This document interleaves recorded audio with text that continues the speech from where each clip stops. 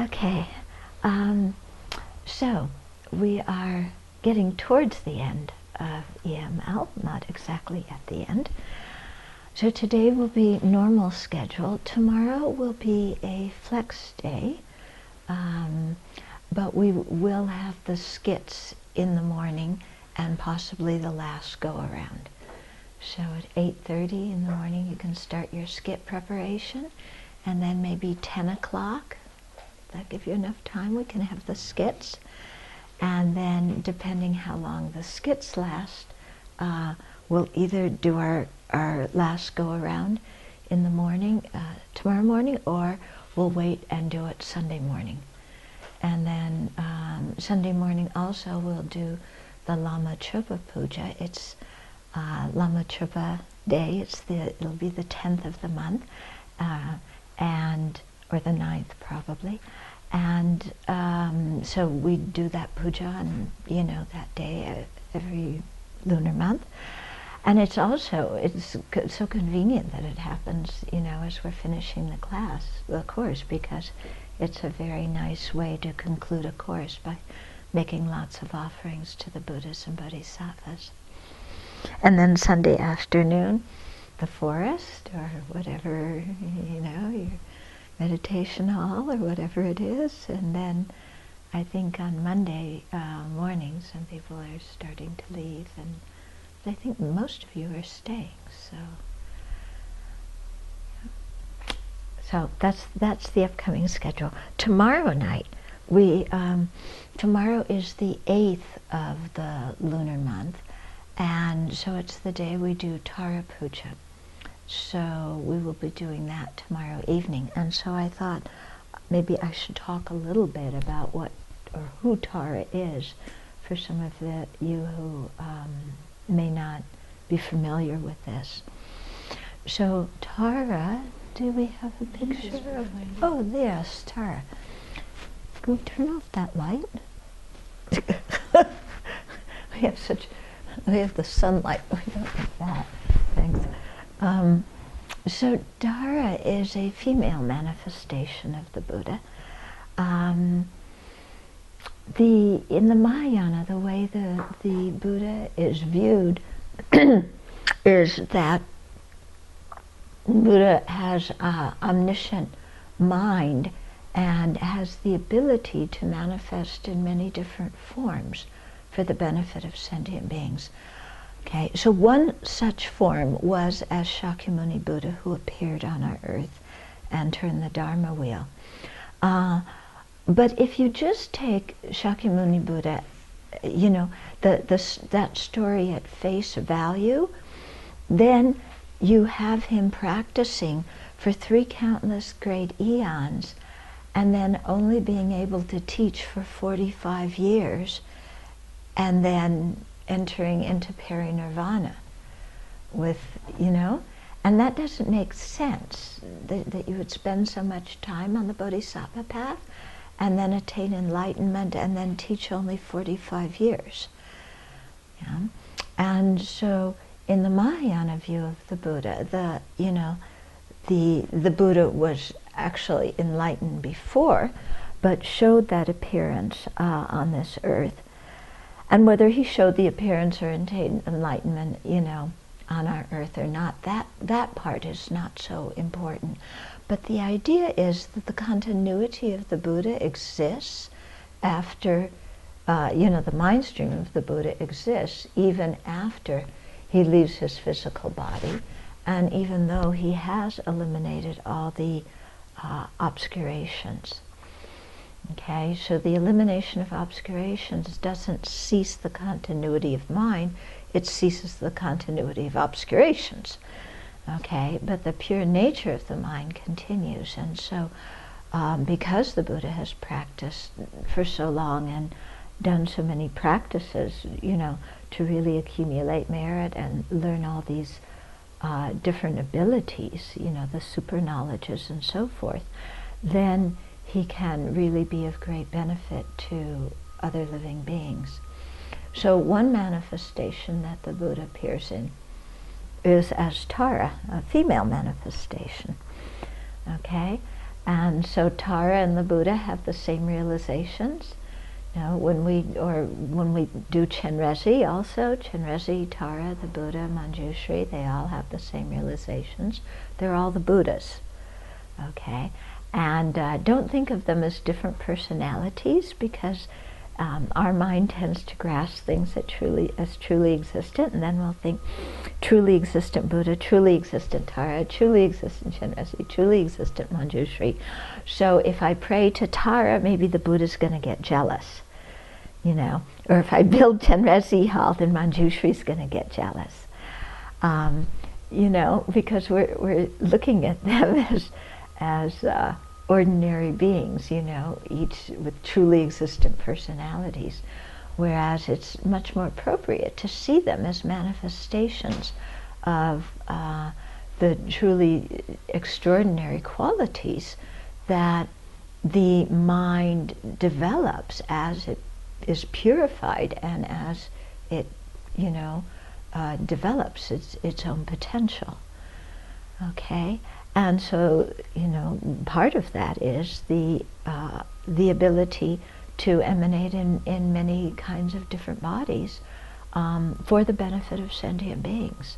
And you can see how useful that would be, you know, if you have a mind of love and compassion, to be able to emanate many bodies that can communicate with sentient beings in different ways.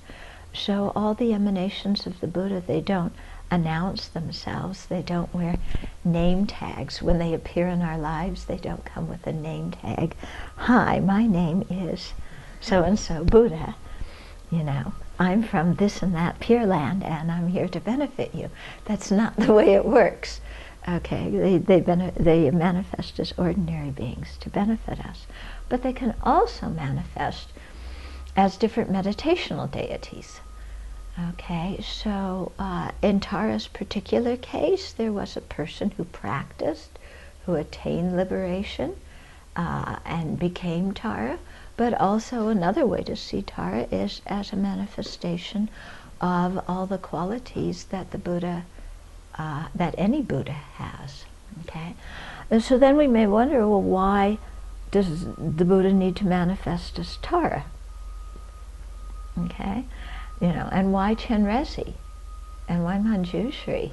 And, you know, why Imantaka? Why all these different manifestations? Well, as sentient beings, you know, our minds are obscured and we can't contact the Buddha directly, mind to mind, because our mind is just too obscured. So, you know, just as the Buddha manifests in the form of Siddhartha Gautama, you know, attained enlightenment, then he can also manifest in these other forms that communicate to us as meditation deities through their practice and even through their appearance. Okay, so when we see Chenrezig with 1,000 arms, it's perfect to think of welcoming our guests that way. And it, you know, Chenrezig Hall to be a place where we welcome people, because there's 1,000 arms reaching out. And that, you know, gesture symbolizes something. It gives us a certain internal feeling. Whereas, you know, if Chenrezig were like this, that would give us a whole other feeling, wouldn't it? You know? And we may not be so attracted that way. So similarly, Tara gives us a certain feeling, you know, just by her position and all. And so the green color indicates growth and success. The female manifestation is, Lamia used to say, quick wisdom. Okay? And, you know, her hands reaching out to benefit sentient beings. Her right leg is stretching out, going into the world to benefit sentient beings. But at the same time, internally, she's fully controlled and balanced. Her left leg is tucked in, you know, her left hand is like this. And, you know, there's a lot of symbolism, which I won't go into. But the whole idea is that the whole appearance is similar to how an artist conveys different things through artwork and appearance, and how a musician conveys things through music. Okay, so the Buddha conveys different qualities through these different kinds of manifestations. So when we do the puja for Tara tomorrow night, we're basically doing the seven limb prayer, which I think you've been doing in the morning. So we do a lot of bowing, which is good to purify negative karma. Yeah, we make a lot of offerings, offering the mandala and different kinds of offerings, so that's good for accumulating merit. And then there's different aspirational prayers that we say in it. Yeah, and so it really generates a lot of energy. Yeah, those of you who have done it, do you come out feeling much more energized than when you went in? Yeah, sometimes you go in, oh, it's 7 o'clock, I'm so tired already, and you come out, yeah, I mean, there's just a lot of energy in this practice. And Tara herself has 21 manifestations, again, to communicate different aspects of the enlightened personality, or not personality, but the enlightened being, or the enlightened way of being. So you have peaceful Taras, like green Tara here, and then, we'll be visualizing the 21 Taras tomorrow night. And then you see there's also some very forceful and fierce Taras. And, initially you might go, well, wait a minute, how come the Buddha looks like that? And scaring these demons away and stomping their feet and things like that, But that very fierce aspect, there's a certain clarity, when there's strong energy, when we're fierce, there's a certain kind of clarity. And for me, it's the clarity of, cut it out. Not, the peaceful Tara is, okay, poor you, kind of, yeah, you're a suffering sentient being, and we're gonna, protect you and make, and be compassionate and loving, and, hold your hand on the path and things like that. And the fierce Tara is, cut it out, And sometimes we need to say that to ourselves, don't we? We need that, just cut it out. Period. This is not the time for equivocating. It's not the time for bargaining with the Buddha. It's not the time for making excuses. This is the time to cut. So whatever bad habit we have, whatever negativity we're involved in, And so the fierce forms, stomping her feet and, screaming pay and things, this gets that same kind of energy across to us, and if we use it in our practice to really help us gain, this internal strength to oppose the afflictions, it's quite beneficial. Okay, any questions about that? It's just kind of a warm-up so you know what we're doing tomorrow night. Okay, so now we'll go into our Kassapa Puja, Sutra here. Okay.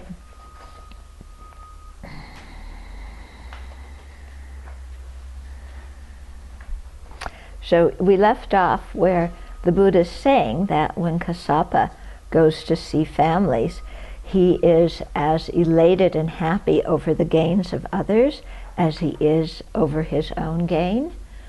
That he's not going into family's house just with the mind of what are they going to give me. I'm going to teach them the Dharma, and then they'll respect me, and then they're going to give me something. And what are they going to give me? I hope they give me this, and I hope they don't give me that, and I don't want them to give that to so-and-so because I want them to give it to me. So that very worldly kind of mind of attachment and greed, that's not an appropriate mental state for a monastic to be with lay people around, where the mind's just seeking things. And especially teaching in order to get things, because then it's just kind of doing business. Yeah, then teaching the Dharma. Oh, my job's teaching the Dharma, and these people pay me by giving dana of this and this and this and this. So we don't want to have that kind of motivation at all. You know, we want to make sure that our motivation is very clean, clear, and really simply to benefit others. That's it. Yeah. Whether they give us something in return or not, whether they praise us or blame us or, you know, any of those things, then just from our side, just want to share the Dharma. Yeah. Of course, you know, how the audience reacts lets us know if they're interested in the Dharma and if they're receptive too. Yeah. And so if an audience listens attentively and, you know, they're paying attention and making eye contact, then you know that it's worth teaching them. If they're sitting there like this, or in the break time, if they're just, you know, chattering and flirting with each other, then, you know, you may think, I have limited time. Where is it better to teach? These people or somewhere else? Who's going to be more open? Okay, so you may make discriminations according to how the audience acts, but those discriminations shouldn't be based on, you know, are they giving me stuff and are they flattering my ego? Okay, is this clear? Yeah. Okay. So then the Buddha goes on and describes how. Okay, so he says, what do you think, Buddhist? How is a bhikkhu's teaching of the Dhamma impure, and how is his teaching of the Dharma pure? And so then the bhikkhus ask Buddha, please to explain this. So he says, a bhikkhu teaches the Dharma to others with the thought, oh, may they listen to the Dharma from me. Having listened, may they gain confidence in the Dharma. Being confident, may they show their confidence to me. Okay? So, such a bhikkhu's teaching of the Dharma is impure. So, you know, sure, may they listen to Dharma. We want them to hear the Dharma. Having listened, may they get confidence in the Dharma. That's great. We want them to have faith in the Dharma. But after they have faith in the Dharma, may they express their faith and confidence in the Dharma to me by giving me robes or, you know, food or a place to live or this or that. At the time of the Buddha, the society really didn't use money very much, so that wasn't something that was offered. And the monastics have a precept not to, you know, handle money or gold or silver. Nowadays, some people keep that precept very strictly, but they find ways so that the monastery can have money. You know, here what we do is we handle money when we need to, but we do our very best not to, and we don't go and buy personal things.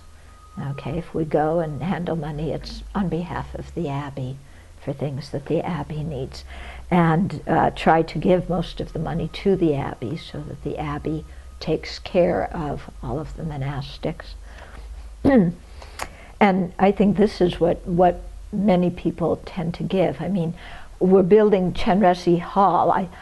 You know, if people didn't give money, then you know, one of them would have to send one brick of Foswall, and somebody else would send a second brick of Foswall, and somebody else would send the wiring, and somebody else would send one bag of concrete, another person, and it would be a lot of UPS trucks coming up and down the hill. And we would never make sure that we had exactly all the stuff we needed, because, you know, one person's not going to give the whole supply of Foswall or the whole supply of concrete, and so it would actually make it quite difficult to build if everybody were bringing, you know, the material. So it's actually much more convenient if they donate money, and then we can, you know, go ahead. So you see, this is like a difference between the society then and the society now. Yeah, you can see at the time of the Buddha, you know, houses were simpler. You had like in Anathapindika, you know, with the Jetavana Grove. He was a rich merchant. He built the whole place. Yeah. Today's society, we have, you know, I mean, we have rich people, but much more of a middle class. And so support comes from the middle class. So it's not going to be one person who builds the whole monastery for the Sangha. Whereas in ancient India, that's often the way it was. You know, or later on, the government, the king would build the monastery for the Sangha.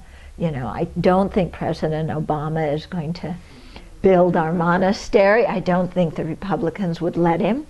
But also I don't think from his side he would necessarily want to do it too, because we're in a very pluralistic society and it's not right to use government money for religious purposes. Okay, so it's a completely different economic structure also for the Sangha now than it was then. So I think the way we keep the precepts and negotiate these things, it has to change. But the idea behind it and the mental state that the Buddha's talking about here, that has to be the same. Okay, we don't change the mental state, but although we may change how the support is gathered and how things happen. Is this clear? Are you understanding this? Okay. Okay, so such a bhikkhu's teaching of the Dharma is impure. If a bhikkhu teaches the Dharma to others with the thought the Dharma is well expounded by the Blessed One, here it's very interesting. You know, the first guy thought, may they listen to the Dhamma from me. The second one is saying, the Dhamma is well expounded by the Blessed One. Okay, there's a difference, isn't it? The first guy saying, may they listen to the Dharma from me. I am going to give teachings. These are my teachings. You know, the second one starting out with the Dharma was taught by the Buddha. Okay, that's why the Dharma has qualities. Not because I'm someone special and I invented this, but because it was taught by the Buddha. So you see also a big difference in mentality. So he thinks the Dhamma is well expounded by the Blessed One, directly visible, immediate, inviting one to come and see, applicable to be personally experienced by the wise. Okay. Oh, may they listen to the Dharma from me. So first praising the Buddha, praising the Dharma, then saying, I happen to be the person sitting here with the mouth, may they listen to it from me. But it's really the Buddha's teachings and the Dhamma that he taught. This passage, that first sentence that I just read, it appears in many sutras. It's one of the stock passages. And you may have heard the expression Abbey. And in Singapore, some of the groups that sing the Dhamma songs, they wrote a very beautiful song about that. Yeah, it's good. I don't know if we have the album here or not, but yeah, it's a very nice song. But Abbey means to inviting you to come and see. In other words, you come, you check out the teachings for yourself, see if they make sense to you, see if they fit you. You don't believe them because somebody else said. You don't follow it because your best friend is following it. You don't do it because it's the latest fad, but you do it because you've checked out the teachings and you've found meaning and purpose and benefit from them. Okay, and you've also discovered that they make sense, that they're not something just off the wall that, with a lot of glitter that sound good. Yeah. Like when you read the New Age newspaper, all the latest things that you can go and do that are, for sure going to give you realizations. The only time I was supposed to give a Dharma talk and nobody came was when in Florida, of all places. I would have come. You would have come, yeah, right.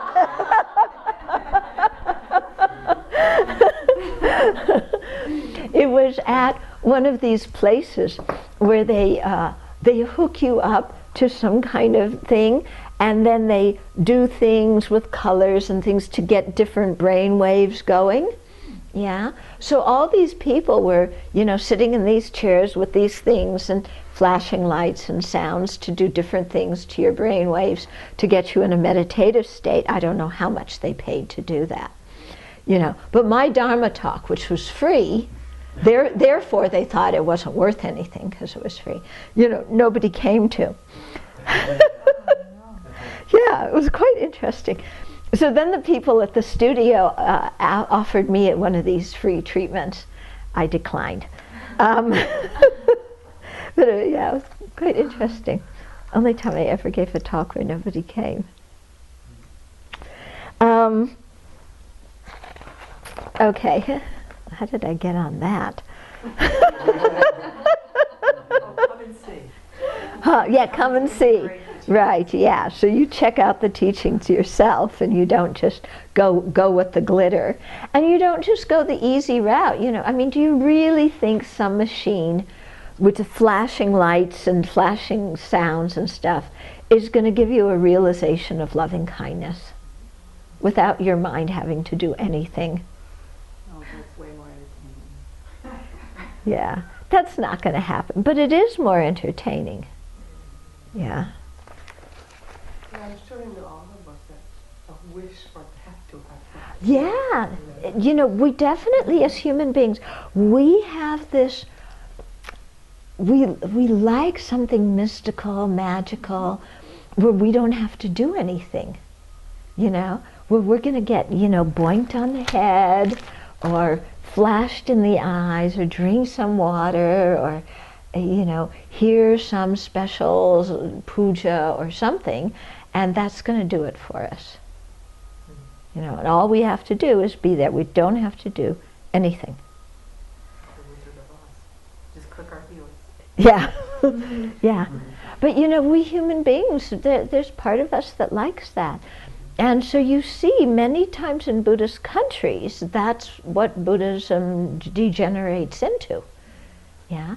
And I often joke, in Southeast Asia, you know, the Chinese really like those kinds of things. You know, giving I was walking in the park in Singapore once when I first went there. Somebody wanted me to give him his special number so he could win the lottery. And I said, I don't do that. And he said, well, of course you do. Sorry, I don't give out special numbers. Yeah. And you know, and then often you'll find many people come there doing you know, huge pujas, and the people give enormous donations to doing pujas, which are all in Tibetan or in, you know, Thai or in Pali or whatever it is, and people give enormous donations, and it's almost as if the least they understand, the more holy it is. Yeah, if you come to a teaching, you might understand something. That's not holy. If they're talking in, you know, in Pali or Tibetan or some language you don't understand, and doing all these things, you know, waving things around or ringing bells, or, you know, because all the traditions have this kind of stuff, then it must be really holy. Yeah, and this is kind of way human beings are in many respects. We want the quick, easy way out. Yeah, so it's you know, that's not what the Buddha wanted, and that's not what His Holiness wanted. And I remember one time when he was giving the Heart Sutra teachings in Mountain View, and at the conclusion of the teachings, he was offering the Medicine Buddha empowerment, and everything was jam-packed that day of the Medicine Buddha. And His Holiness said, you know, it should not be like this. It should be jam-packed when I'm teaching the Perfection of Wisdom Sutra, and then fewer people when I'm giving the initiation. Okay, so, but, you know, if we stand there and, you know, there's some ceremony going on, and we just sit there and, you know, go with the vibes, man, then we get some kind of blessing. Yeah. I want to see if I understand well. Mm-hmm.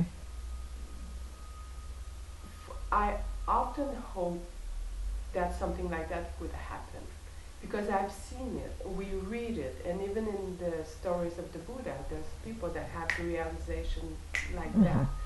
But what I didn't understand is that for that to happen, it's because I have a tons of mirror before, right?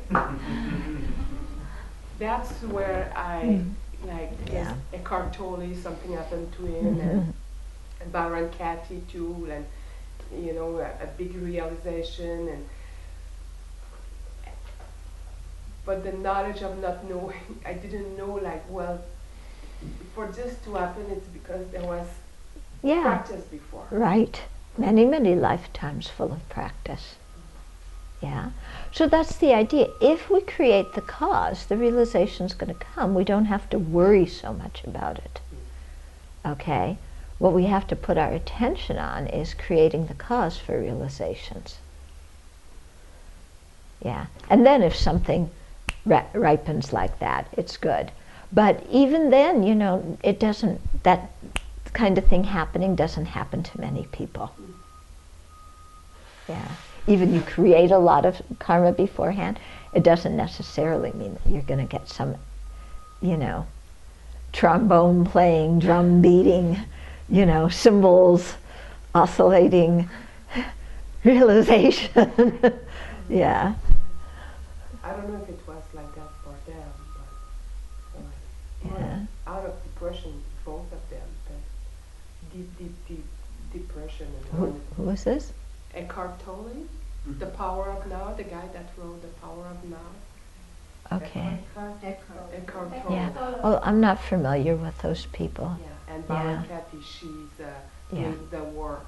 Oh yeah, I've said that. But those people, maybe they got insights into how to live a better life. They didn't gain enlightenment. I don't know what, but They for don't- sure something happened and Yeah. more wisdom Yeah. out of it. Yeah. More wisdom can come. But that doesn't mean that it's anything near what the Buddha knows. Mhm. Yeah. Yeah. I mean, I think we've all had times where we've kind of like gone, oh, you know, and really, you know, kind of understood something that's been in front of our nose for a long time. But that's not a realization like the Buddha has. Yeah. No, I'm not saying that the attained Buddha would be like that. Yeah, no, That's not what I'm saying. no. Check their bank accounts. Yeah, I know Byron, Kathy, she's, you know, well, anyway, let's talk about this. So, the Buddha's Dharma, directly visible, immediate, so you can get immediate benefits. You know what it is, inviting us to come and check it out for ourselves. No one's pressuring us. Okay, we're the ones who determine whether we want to follow or not. And it's personally experienced by the wise. Personally experienced by the wise. It's not personally experienced by somebody who got some zap. It's personally experienced by the wise. Okay? So this is important because a lot of people, you know, those people, lots of people have, like I was saying the other day, we can have all sorts of incredible meditative experiences or all sorts of insights, or, you know, people realize God and they have the feeling of God coming and communing with God, even though God doesn't exist, you know. So we're looking for something that's experienced by the wise, not just experienced by any old person, but experienced by the wise. Okay? And so who are the wise? Who are the wise? You know, we have to see, does somebody have the correct understanding of the ultimate nature of phenomena? Yeah. Does someone have impartial love and compassion towards everybody? Is someone, you know, completely free of miserliness? Is someone really dedicated for the benefit of others? You know, we have to check it out. Yeah, and those are the wise people. And those are the people we want to see what they've experienced. Yeah, not the people who are in the headlines of the New Age Times. Okay, but the people who really have put in the work and have authentic realizations, you know, and aren't going around advertising, you know, or insinuating, implying, you know, I've realized this, I've attained that, you know, because especially for monastics, if you do that, it's a downfall. It's, you know, not permitted to do that kind of thing. Okay, so similarly, let me go off on another little tangent here. By the wise, yeah. We've talked a lot, you know, about not being attached to what other people think about us, and not being attached to praise and approval. There, we're talking about freeing ourselves from attachment. So attachment, our side, the mind that's grasping, needing that affirmation. And the object being the praise or approval of worldly people. People who have no Dharma realizations, but who have just the worldly attitude of, you know, if you have fame, if you have wealth, if you have status, then you're successful. If you have family and a good sex life and a good sports car, you're successful. Okay?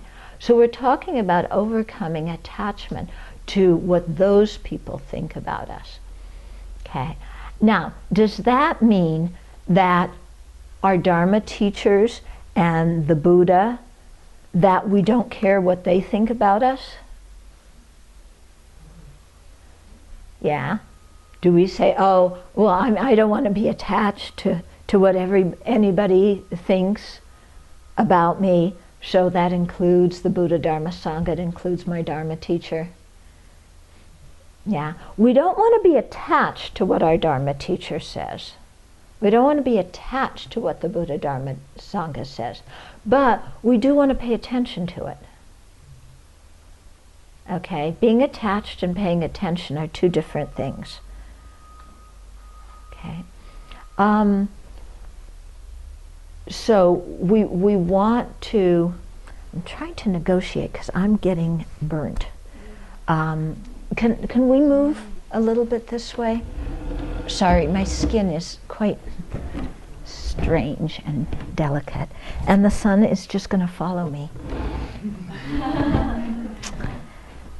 No happiness in samsara. Thank you. So, no,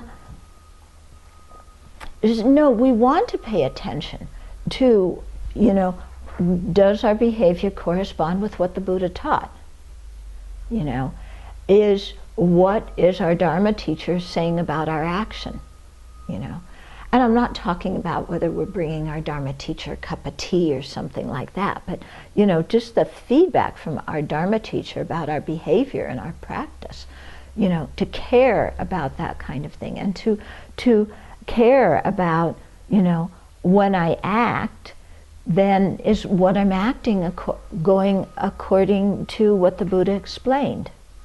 Now, and you know, in our Pratimoksha Posada, when we read it, there's one verse saying that the time of the reading of the Pratimoksha, the impure are afraid and the pure are joyful. Yeah, and that's because, you know, if you keep your precepts well, you're joyful. You're free of guilt and shame and, you know, regret and so on. If we don't keep our precepts, then we compare our behavior with the behavior that the Buddha outlined for us, and we see, oh, there's a big gap here. Yeah, and then we go, oh, I need to do better. Yeah, I can do better. Okay, so we do care about the feedback from the wise. We're not just throwing everything out and saying, oh, I'm not attached to what anybody thinks or says. Okay. So that and then this the same bhikkhu saying, you know, may they come and learn the Dharma and so on, having seen it. Having listened, may they understand the Dharma. Having understood, may they practice accordingly. The other one said, okay, having listened, may they gain confidence in the Dharma. Being confident, may they show their confidence to me. Okay, may they give me presence. This one's saying, having listened and understood the Dharma, may they practice accordingly. So not caring about receiving something for themselves, but really hoping that whoever they gave the teachings to would put those teachings in practice, because they know that practicing the teachings is what's going to bring happiness for the people in their audience, and that's what they really want for those people, is to be happy. Okay. Thus he teaches the Dhamma to others because of the intrinsic excellence of the Dharma. He teaches the Dharma to others from compassion and sympathy, out of tender concern. Such a bhikkhu's teaching of the Dharma is pure. Okay, so the first one was looking for fame and gain. This one is teaching out of compassion and earnestly wants to give people the tools that they can practice that will make their life better. Yeah. And I think as an audience, you know, I mean, if you feel that somebody's teaching you because they want something out of you versus somebody's teaching you because they really care about you, yeah, I mean, that's going to make a difference, isn't it? Okay. Mm-hmm. Also for the audience, I can assume that some students could maybe feel it more easier to give to the teacher, you know, like instead of practicing, so that it connects with each other. The teachers force motivation, and the students force motivation too. Yes, yes, yes, yes, that definitely happens. It's actually, somebody remarked upon it to me just this last week. My codependency matched the teacher's codependency, you know? So that, yeah, sure, that does happen. Mm. Yeah, and that's why we always need to look and examine our mind. Mm. Yeah, because there's lots of ways in which we can get sucked into all sorts of things. Yeah, and I mean, we really need to be wise. Yeah, to be wise and smart, and not just seeking for the teacher to meet all of our emotional needs or psychological needs or anything like that. That's not our teacher's job. Yeah, and from the teacher's side, not thinking that the students are going to meet all of their needs either, because that's not the purpose of it. Okay, so then the Buddha continues, Bhikkhus, Kassapa teaches the Dharma to others with the thought, the Dharma is well expounded by the Blessed One. Directly visible, immediate, inviting one to come and see, applicable to be personally experienced by the wise. Yeah. Oh, may they listen to the Dharma from me. Having listened to the Dharma, may they understand the Dharma. Having understood, may they practice accordingly. Okay, so that's the way Kassapa teaches. It's a series of sutras speaking about Kassapa, but I'm sure it applies to other Sangha too. He teaches the Dharma to others because of the intrinsic excellence of the Dharma. He teaches the Dharma to others from compassion and sympathy, out of tender concern. Because I will exhort you by the example of Kassapa, or one who is similar to Kassapa. Being exhorted, you should practice accordingly. Okay.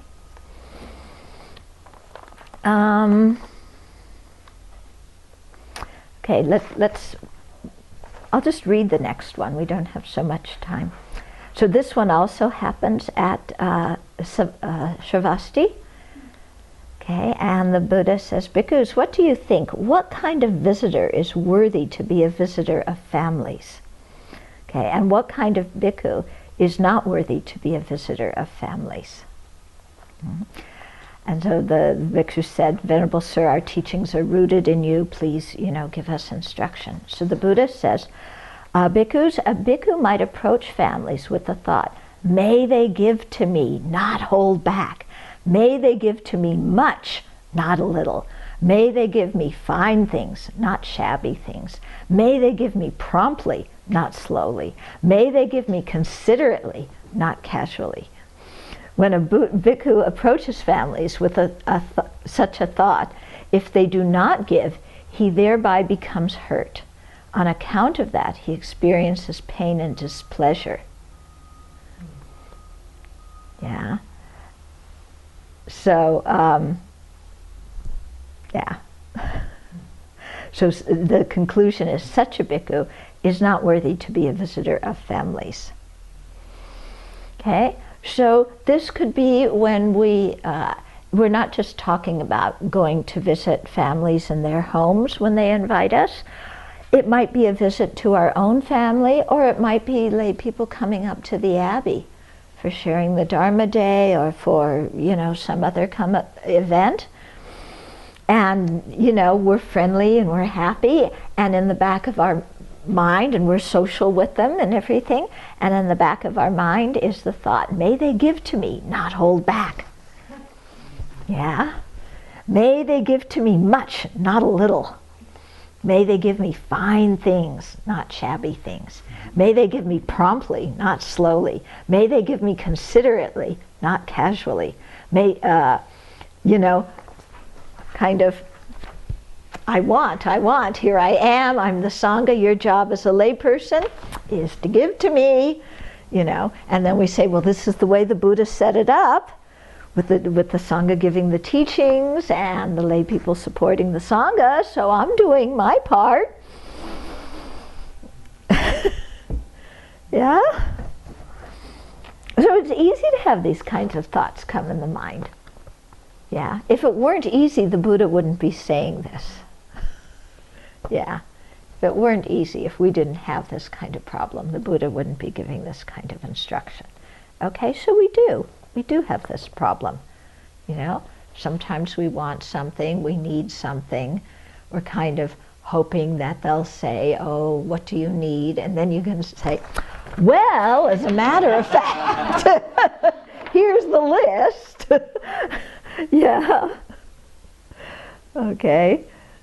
So, we have to be quite careful about that kind of thing, especially as individuals, but I think also as a monastic community, that we don't have that we completely maintain as a community that our motivation here is to be of benefit to others, and it's not to get them to give us stuff. And the way I view Chenrezig Hall is it's mostly for the lay people, because if it were just us, we don't need a bigger kitchen dining room, it's just us, so it's for them. If they give, then we build it. If they don't give, we stop, because then it's not needed. It's very simple. Yeah, we're not building it for us. We don't need them to give us a lot of money so that we can have a new building on the property. We're building it so that, it enables more people to be able to come and meet the Dharma. Yeah?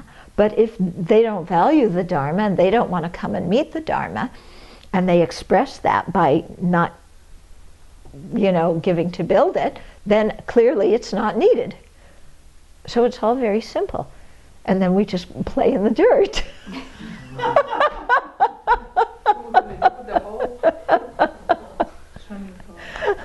What? Swimming pool. Lots of rain. Yeah.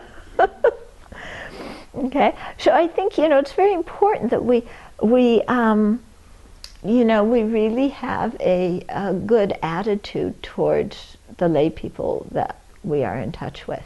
Yeah, and we should be friendly and we should be happy and kind people, but always with a good motivation. Okay? And you can see, here's how you'd know if your motivation isn't so good. Okay? If they give a little but not very much, you know, if they give me shabby things and not fine things, if they, you know, say, I'll send you something and then it takes them 6 months to get it to you. If they just say, oh, here, instead of, you know, being very respectful and going like this. So you can see that if your mind is a little bit like,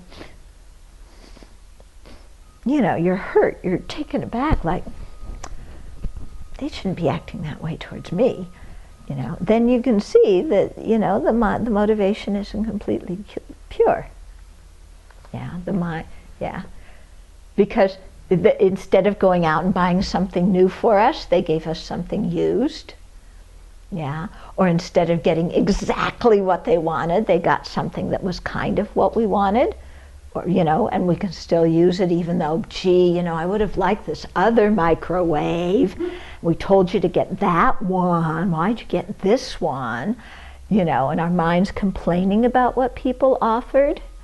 Yeah, then we know that you know, something's up with our motivation.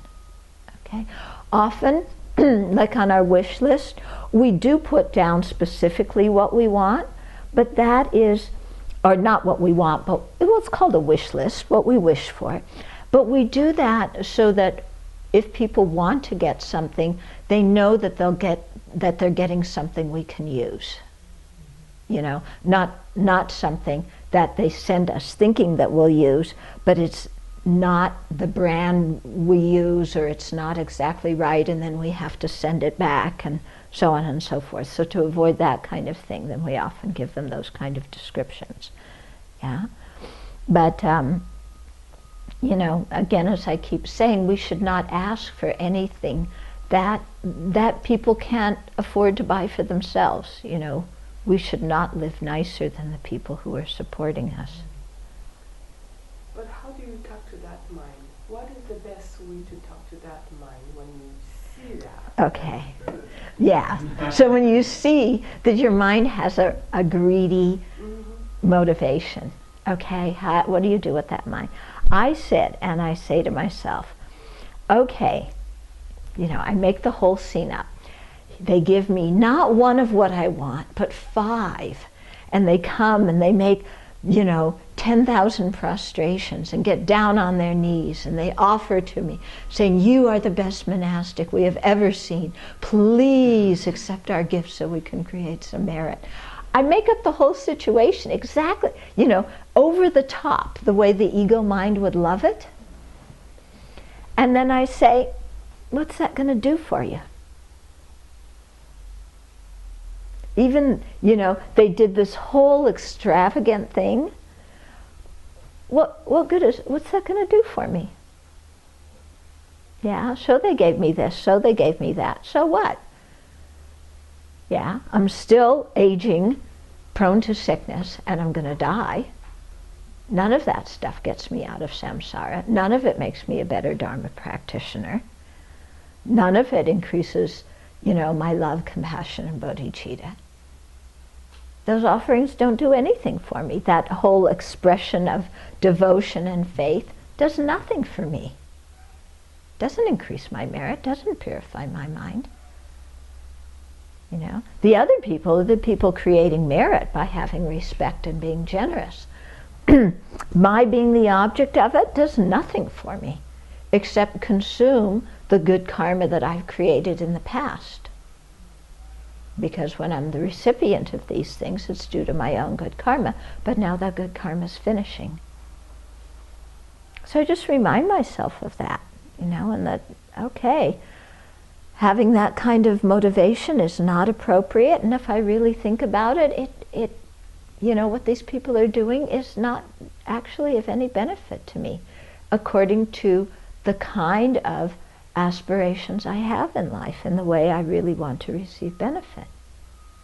You know, if their offerings and their respect could make me generate bodhicitta or give me insight into emptiness, then, okay. But it doesn't. Yeah, it doesn't do anything for me. Yeah, so maybe I have a, you know, something that isn't torn around the edges to wear now, or maybe I have this microwave rather than the old one, or maybe, you know, I have this mattress rather than the old one. But how long am I even going to have that object? Not very long. You know, it's only something of this life. Comes and goes. Okay? So that's the way I deal with it. Yeah? Okay, some people just think about impermanence and so on, you know, or emptiness or whatever like that. But I really, you know, make the whole scene over the top. Yeah, because Sarah Bernhardt likes things over the top. And then I say, okay, you got it, plus and more. Are you happy? No?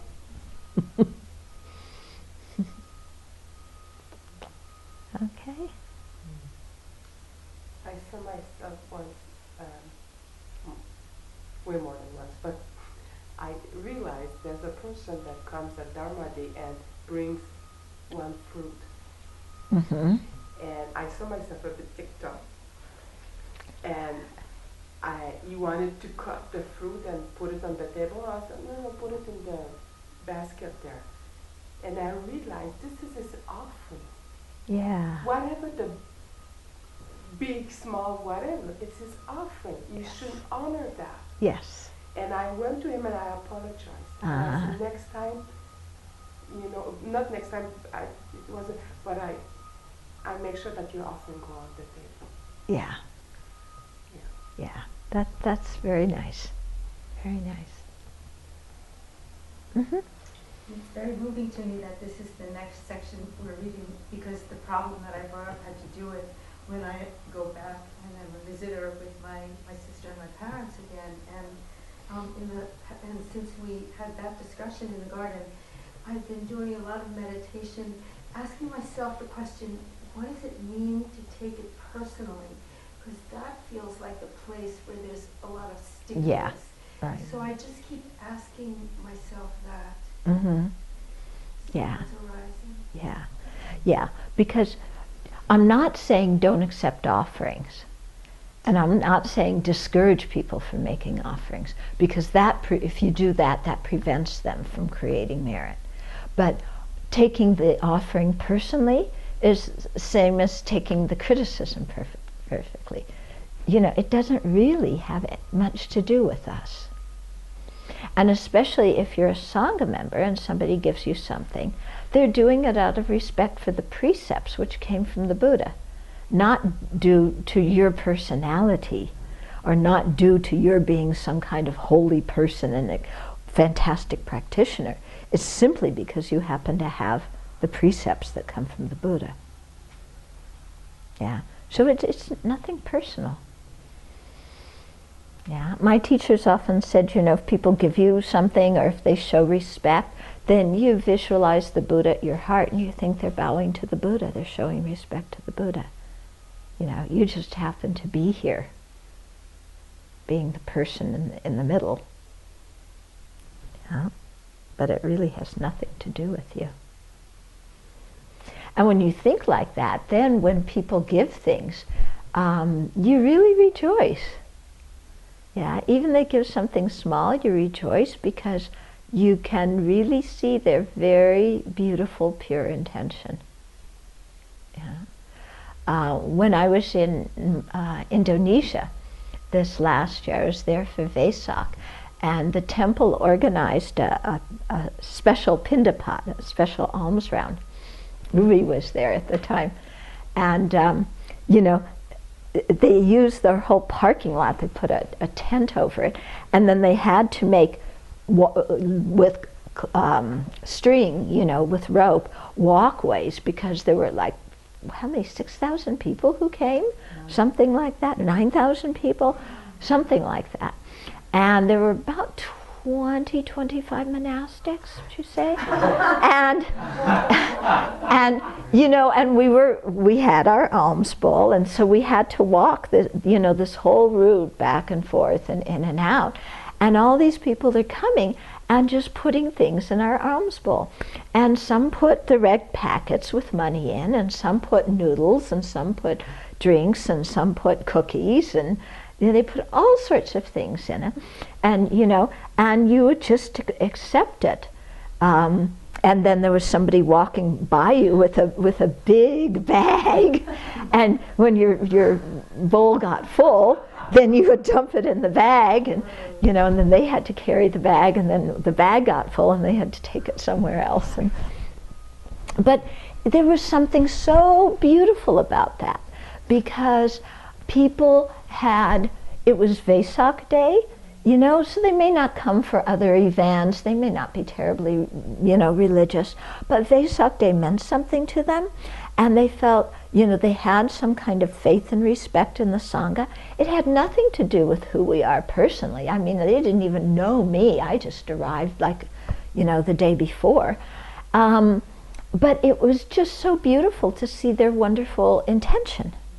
They had just this very beautiful intention of, we respect the Buddha, and these people are kind of, the people holding the precepts and being the Buddha's representative, and we're just doing this to show our love and respect. And it was so humbling and really, really beautiful to see, and so sweet to just see how the parents, they want their children to create merit. So, they would be holding their little baby, and they would give the baby the package of cookies and say, put it in the bowl. And the baby's like, oh, okay. I'll give it away. But it's really sweet, and you can, rejoice at that. Yeah. Okay. Okay, so we did 2 of the sutras. There's more. We'll see what happens in the next few days if we have time to go through the others.